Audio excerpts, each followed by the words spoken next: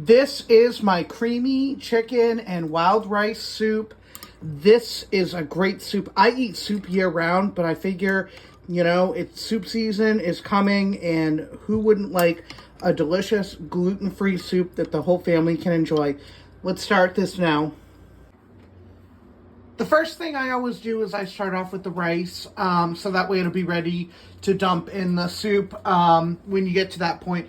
This is long grain wild rice, unseasoned, cook according to package instructions. Mine is 1 cup of rice to 2 cups of water, so sometimes it's 1 3/4 cups. The water might be just slightly different, but 1 cup of rice is what you're going to need for this recipe. So bring that to a boil, cover it until it's done, and we'll start on the soup ingredients.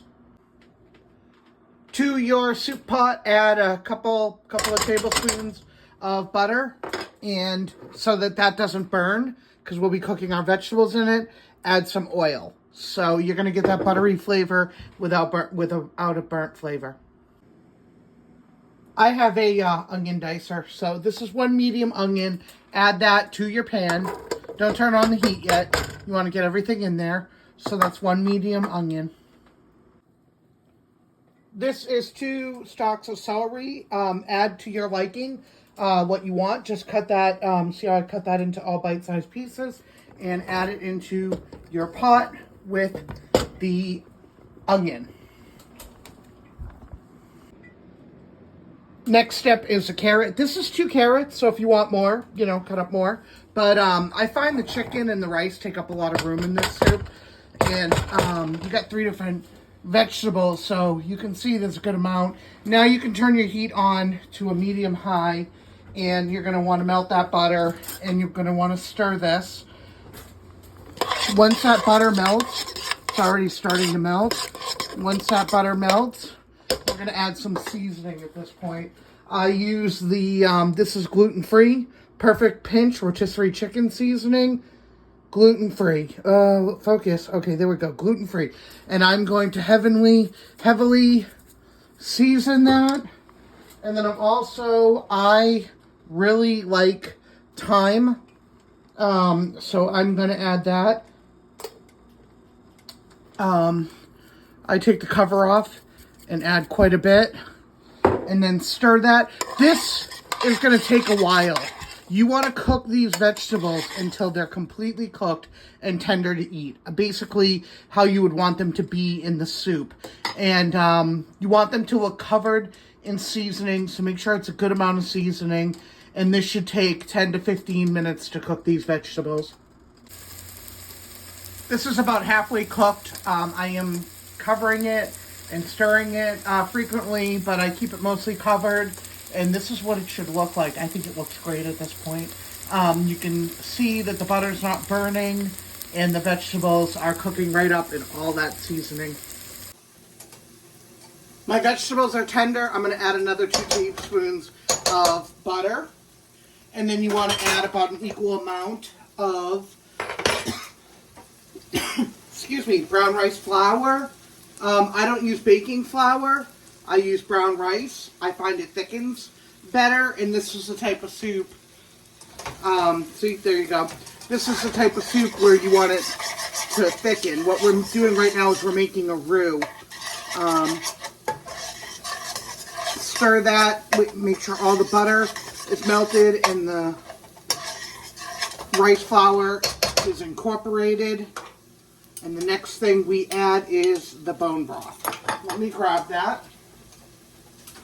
This is 32 ounces, and to me, bone broth has more flavor. It's better for you, too. So, I use that. Add the whole container. It's 4 cups.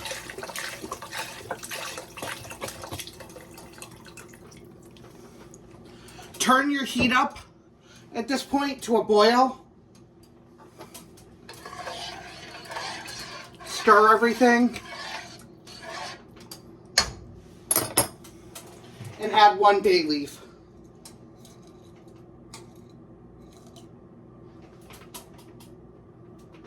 Throw that in there.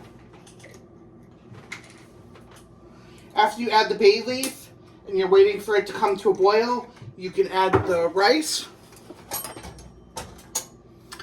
Here's my pot of rice, fully cooked. Add all that in there. That's just 1 cup of rice. It makes a lot, but it's better than cooking it in the soup because it doesn't give that off that starchiness.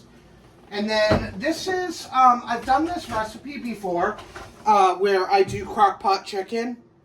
And so I did that earlier today. That's Italian dressing and 3 hours on high in the crock pot, and then you shred it. So you can see how this is really turning into a hearty soup at this point. We're going to go ahead and give that a stir.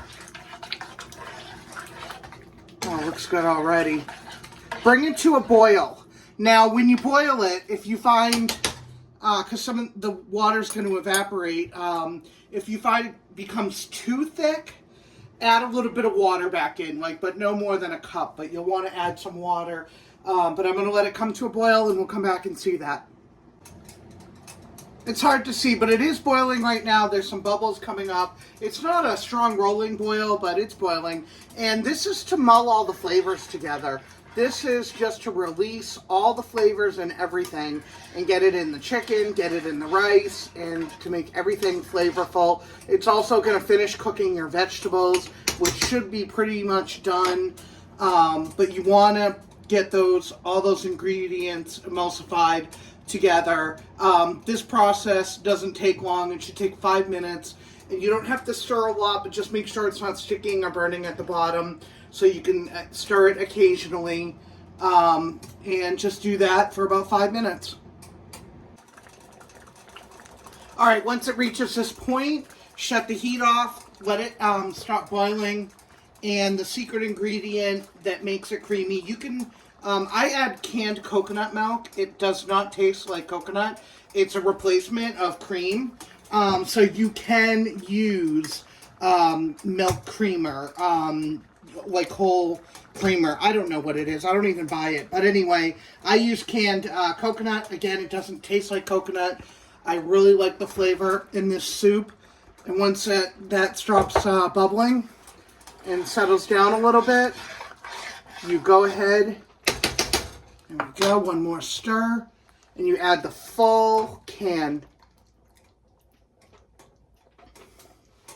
That's the final ingredient. This soup is done. Let's stir this one more time.